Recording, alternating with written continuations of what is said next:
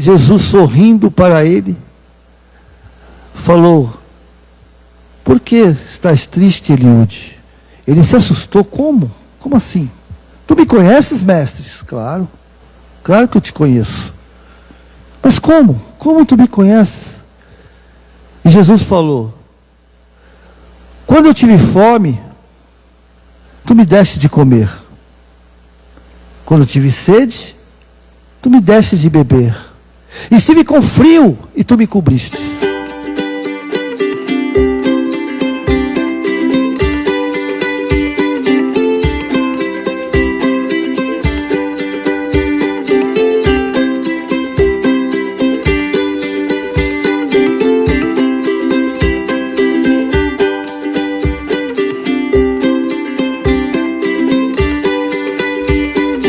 Boa noite a todos.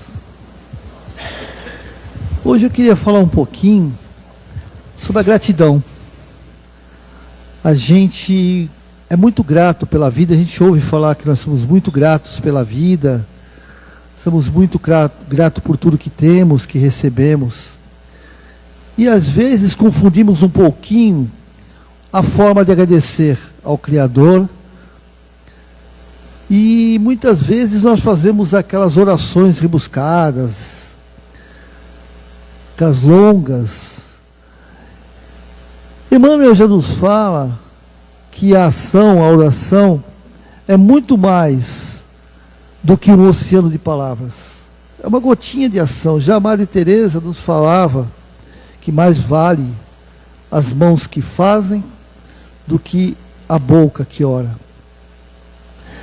E eu vou tentar explanar nisso, falando de Eliúde. Eliúde era um rapaz muito bondoso, muito generoso, muito amigável, que vivia numa aldeia à margem do Rio Jordão.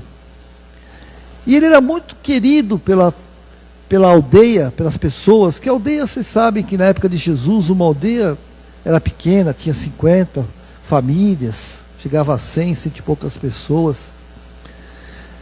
E Eliúde, ele não media esforços para ajudar as pessoas.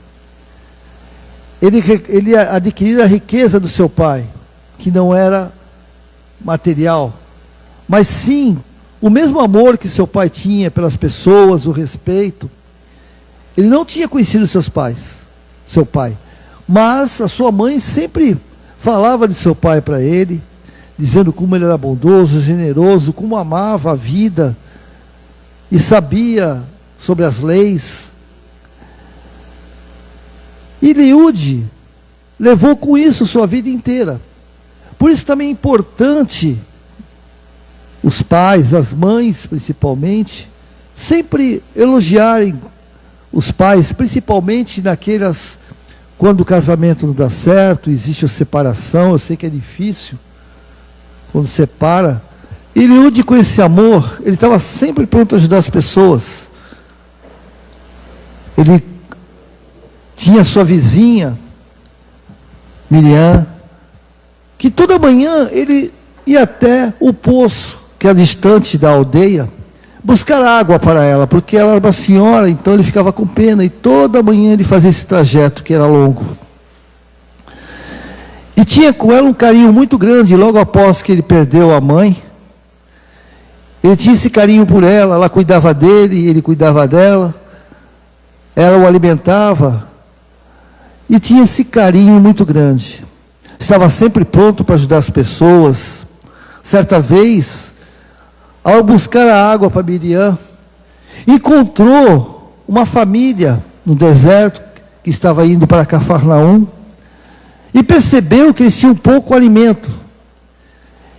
E ele pegou o seu alimento e deu para essa família, porque tinha crianças, tinha uma túnica, deu para a esposa, porque à noite são frias no deserto. Não estava preocupado, porque logo voltaria para o seu lar, então deu para essas crianças o alimento, a água que também estava com ele. E assim ele era na aldeia. Alguém que todo mundo procurava, todo mundo confiava, todo mundo gostava, e ele também não media esforços para ajudar a aldeia. Mas ele tinha um sonho. Eliúde tinha um sonho.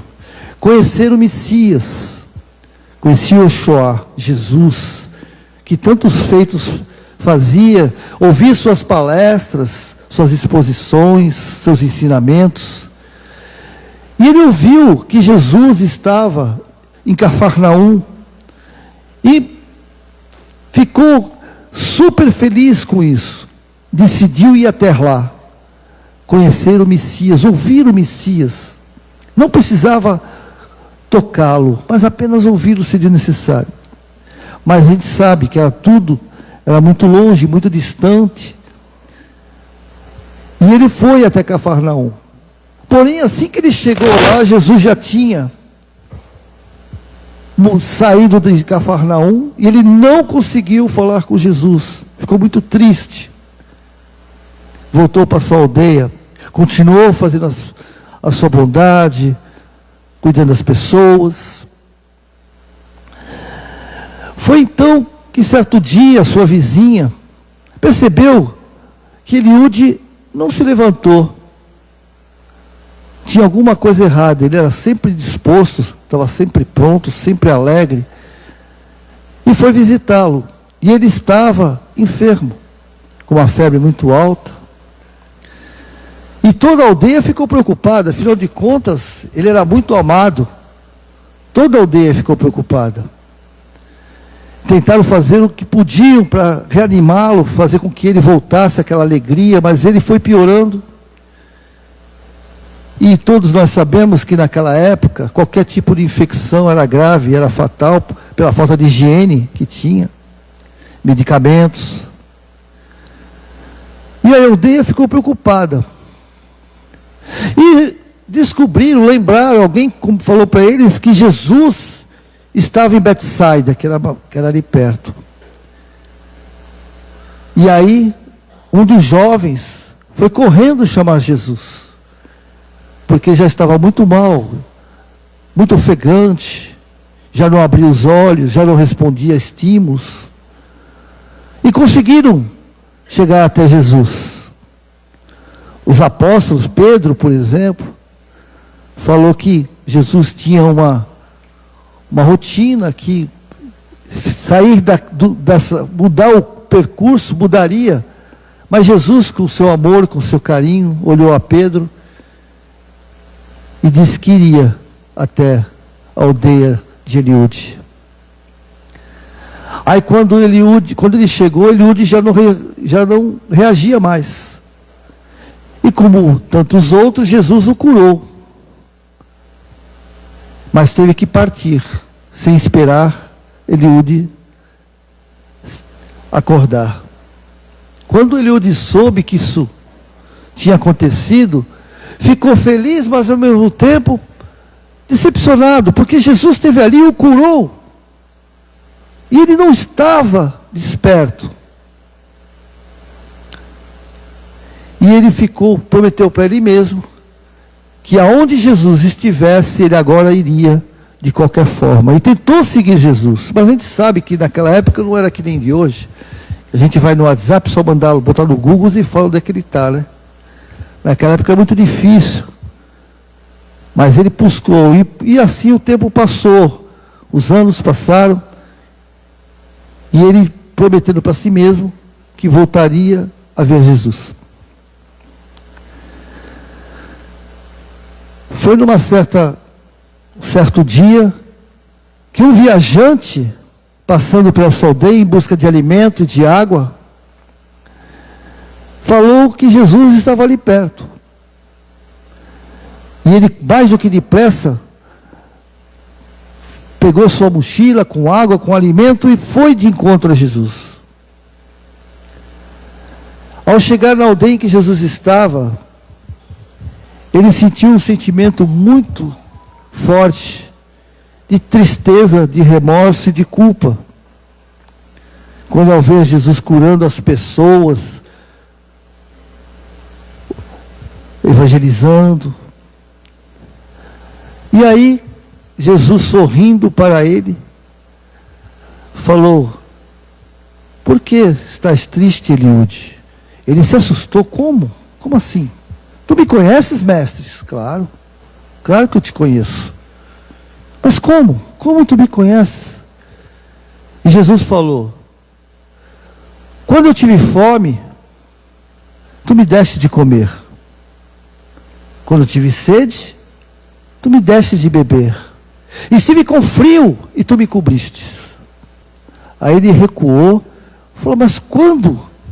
Quando eu fiz isso, mestre? Eu não lembro.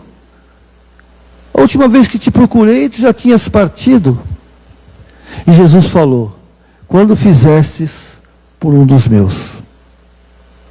Agradecer a Deus, agradecer a Jesus, é ter a iniciativa de sempre estar pronto a ajudar aqueles que precisam, aqueles que necessitam.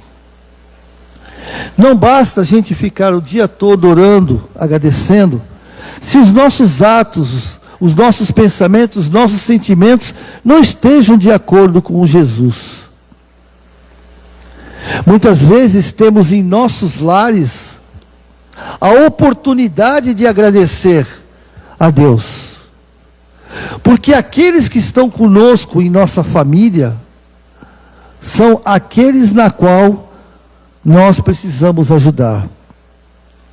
Dar de comer não significa alimentar a boca, é dar conhecimento, dar ensinamento, mostrar a verdadeira responsabilidade de compreender, aceitar e respeitar.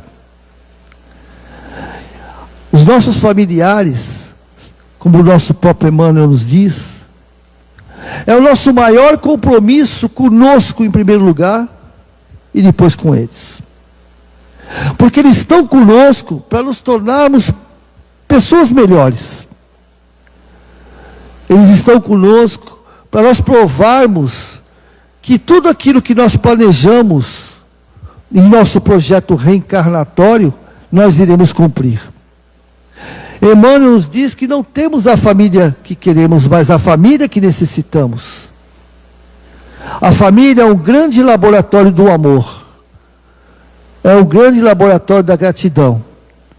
Porque aqueles que lá estão, são aqueles que são as nossas ferramentas para nos tornar pessoas melhores. Muitas vezes dizem aquilo que nós não queremos ouvir, mas precisamos ouvir. Muitas vezes são aqueles que testam a nossa paciência, nossa tolerância e nosso respeito. Porque é através desses sentimentos que nós nos tornaremos pessoas melhores. Num filho ingrato, como muitas vezes nós dizemos, é aquele na qual nós temos a maior responsabilidade de respeitar e tolerar. É dentro da família que nós podemos mostrar a força do amor. Porque é muito fácil amar aqueles que são nossos afetos, mas muito difícil compreender os nossos desafetos. E como o irmão nos diz que não temos a família que queremos, mas a que necessitamos, os nossos maiores adversários, os nossos maiores comprometimentos estão dentro da família. E lá nós mostramos o quão grato nós somos a Deus por nos dar essa oportunidade de nos tornarmos pessoas melhores. Porque aquele que está ao nosso lado é o que precisa do nosso apoio, do nosso colo. Muitas vezes, nós confrontamos os nossos maridos e esposas, porque o nosso ego não permite compreender e tolerar a diferença. Respeitar é necessário, independente se concordamos ou não. Porque através do respeito os dois aprendem. Existe uma máxima que diz que todos nós somos anjos de uma asa só.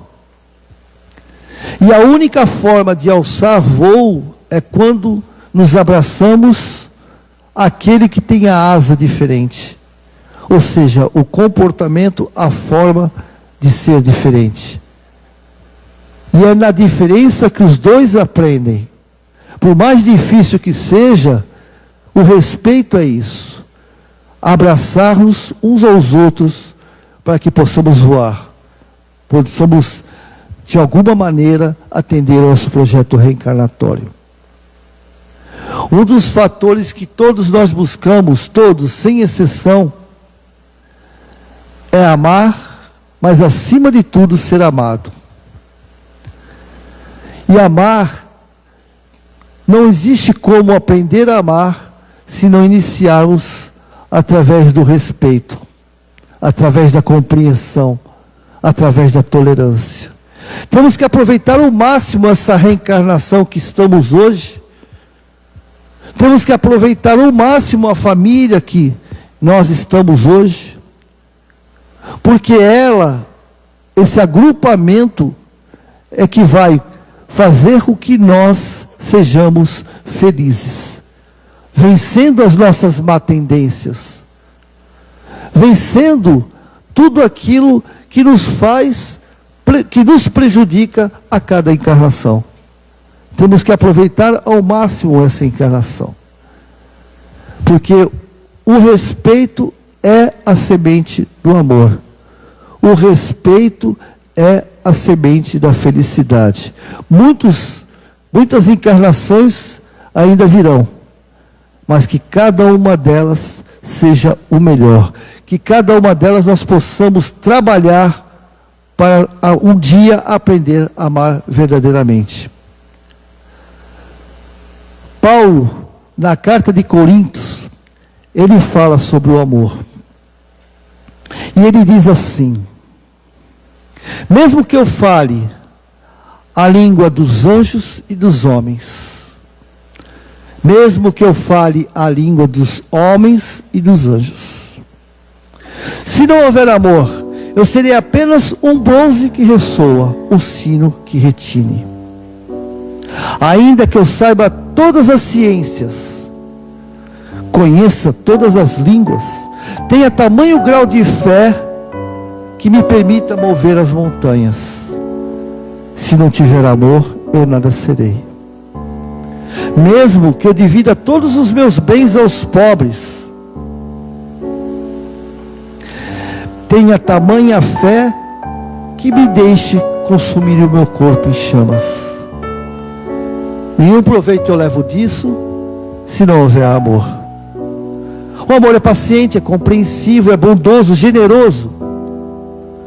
Jamais magoa e nunca perdoa, porque não se fere. As profecias um dia passarão, a ciência também, mas o amor jamais. Quando eu era criança, eu pensava como criança, brincava como criança raciocinava. Hoje, homem feito, me despojei dos atributos de criança. Então, eu vejo Deus através do espelho, mas um dia o enxergarei face a face. Por enquanto, conheço apenas uma parte dele, logo, logo o conhecerei como por ele sou conhecido. Hoje nós temos a fé, a esperança e o amor. Mas a única coisa que prevalecerá para que possamos sermos felizes será e sempre será o amor. Que essa energia chamada amor, que essa força que vem de Jesus, que vem do Criador, que faz com que una as famílias, que faz com que cada um de nós possamos ter a compreensão de que nós somos, como Jesus falou, somos deuses, que podemos fazer o que Ele faz e muito mais. Essa energia possa tocar os nossos corações e de alguma maneira, possamos perceber a bênção que nós temos ao nosso lado. Os nossos filhos nossos pais, nossos maridos e nossas esposas.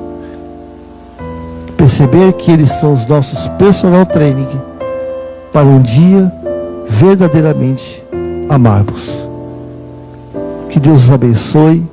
Muito obrigado por essa oportunidade.